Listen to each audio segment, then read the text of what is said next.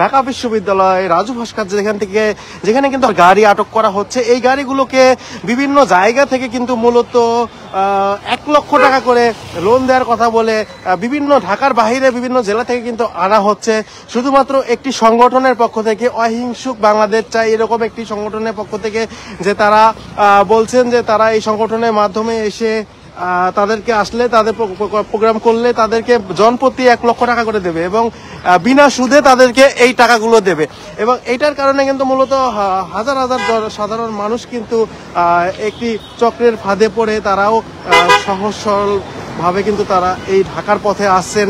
এবং ঢাকার পথে আসার ক্ষেত্রে কিন্তু ছাত্ররা তাদের আজকে প্রতিহত করার জন্যই মূলত ছাত্ররা সব ভোর রাত 3টা থেকে কিন্তু এখানে অবস্থান করছেন, যাতে করে কোনো গাড়ি শাহবাগে এই কর্মসূচিতে যেতে না পারে।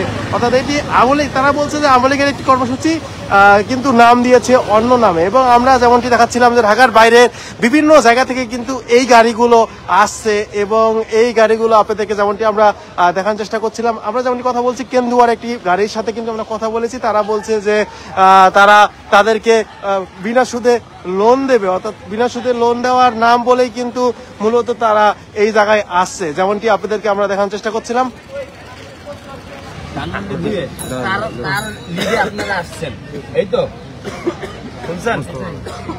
কি মূল ওনাদের আসলে এটা কি আসলে আপনাদের মেন এই যে আপনারা যে আসছেন, এই যে দেখেন এই যে এটা একটু খেয়াল করেন, এই যে দেখেন, এই যে হোয়াটসঅ্যাপ গ্রুপের মধ্যে বলতেছে সকলের অবগতির জন্য জানানো যাচ্ছে ঢাকার ভিতর যদি গাড়ি ঢুকতে না দেয় তাহলে হেঁটে শাহবাগ চলে আসুন। তারপরে বলছে যে গাড়ির ভিতর ঢুকতে না দিলে সবাই শাহবাগ হেঁটে চলে আসুন। এই যে দেখেন, এই যে শাহবাগে সুন্দর ব্যবস্থা আছে, এখানে কোনো অসুবিধা নাই, অনেক সুন্দর পরিবেশ, কোনো ডিস্টার্ব নাই। এই যে দেখেন, আমাকে স্টুডেন্টকে ভয়েসটা শুনতে দাও একটু, ভয়েসটা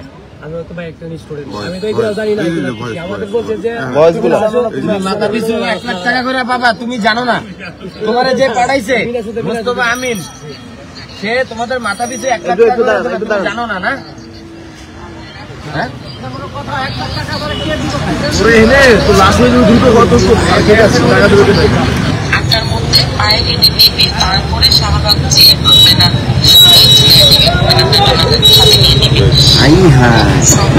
কত বড় মাসুদ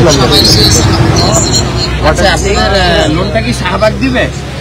আপনাদের যে মাথা পিছু যে লোন দিবে, আর কিছু মোস্তফা আমিন যে বলছে ধানমন্ডি 2 যে থাকে, সে কি আপনাদের মাথা পিছু লোন দিবে বলছে? স্টেট ফরওয়ার্ড কথা বলবেন, জোরে বলেন। মাথাপতি আপনাকে লোন দেবে কত লাখ টাকা দেবে? 1 কোটি থেকে 1 লক্ষ থেকে 1 লক্ষ থেকে 1 কোটি টাকা। শোনেন, তিনি আপনাদের বলছে 1 লক্ষ টাকা থেকে 1 কোটি টাকা লোন নেওয়া দেবে। আপনি একটু এই ক্যামেরার সামনে একটু ডাইরেক্টলি বলেন। কে আপনাদেরকে কে বলছে একটু বলেন তো। বলেন। মোস্তফা আমিন, উনি হচ্ছে এটার আহ্বায়ক। হ্যাঁ,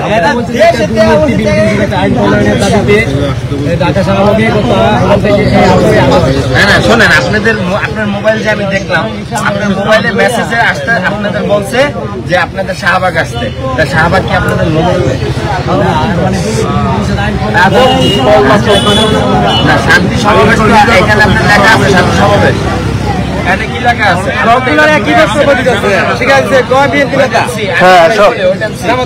এখানে কি শান্তি সমাবেশ লেখা আছে? হ্যাঁ, তাহলে আপনি শান্তি সমাবেশ কেন বলবেন? ওই টোকেনটা কই?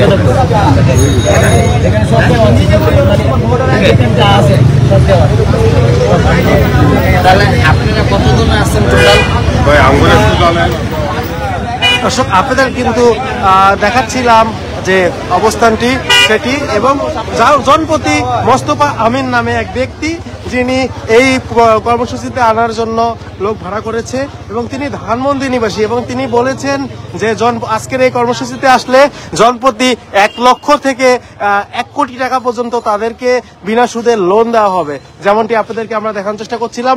এই মুহূর্তে কিন্তু এক প্রকারের ধর্মময় পরিবেশ বিরাজ করছে ঢাকা বিশ্ববিদ্যালয়ের ভিতরে, কারণ আমরা যেমনটি তাদেরকে মেসেজ করা হয়েছে এবং একটি মেসেজ গ্রুপ আমরা দেখেছিলাম, মেসেজে কিন্তু কিন্তু দেওয়া আছে যে যদি ঢাকা বিশ্ববিদ্যালয়ে গাড়ি রাখতে না পারেন তাহলে পায়ে হেঁটে হলেও শাহবাগে চলে আসুন, কারণ তারা একটি অহিংসক আন্দোলন করবে। অর্থাৎ সরকার পতনের যে আন্দোলনটি সেটি কিন্তু তারা আজকে শাহবাগ থেকে করবে এবং ছাত্র সমাজ কিন্তু তাদেরকে প্রতিহত করতে সবসময় প্রস্তুত। আপনাদেরকে যেমনটি দেখাচ্ছিলাম এখানে অসংখ্য গাড়ি কিন্তু ধরেছে ছাত্ররা। তারা বলছে যে এরা হচ্ছে ছাত্র আওয়ামী লীগ থেকে ভাড়া করা কিছু লোক যারা শাহবাগে আজকে একটি বিশৃঙ্খলার মতো ঘটনা ঘটাতে পারে এবং যার নেতৃত্বে রয়েছেন মোস্তফা আমিন নামে এক ব্যক্তি, যিনি হচ্ছে তাদেরকে এই লোকগুলোকে ভাড়া করেছেন দেশের বিভিন্ন জায়গা থেকে। এই সহজ সরল মানুষগুলো সেই মোস্তফা আমিনের কথায় পা দিয়ে তারা কিন্তু এসে আজকে এমন একটি অবস্থার মধ্যে পড়েছেন যে এখান থেকে তারা আসলে বের হতে পারছেন না এবং শত শত মানুষ কিন্তু এখানে উপস্থিত হয়েছে এবং ছাত্ররাও কিন্তু রয়েছে। শুধু ছাত্ররা না, প্রশাসনের পক্ষ থেকেও কিন্তু অনেকেই রয়েছেন, যেমনটি আমরা অনেক দেখেছি। সকাল থেকে কিন্তু পুলিশ ডিবির কড়া অবস্থানটি রয়েছে এই ঢাকা বিশ্ববিদ্যালয় টিএসসিতে। এই লোকগুলাকে আসলে এই পর্যন্ত নিয়ে এসে একটি অরাজকতা বিশৃঙ্খলা পরিবেশ সৃষ্টি করার জন্য একটি পায়তারা কিনা এবং এটার জন্যই মূলত ছাত্র সমাজ কিন্তু সবসময় প্রস্তুত রয়েছে। তাদের যে কোনো বিশৃঙ্খলা ঠেকাতে ছাত্ররা কিন্তু সবসময় সজাগ রয়েছে। যেমনটি আপনাদেরকে আমরা দেখানোর চেষ্টা করছিলাম, বিভিন্ন গাড়িগুলো কিন্তু এখানে ধরা হয়েছে এবং গাড়িগুলোতে যে সবাই একই ধরনের কথা বলছেন।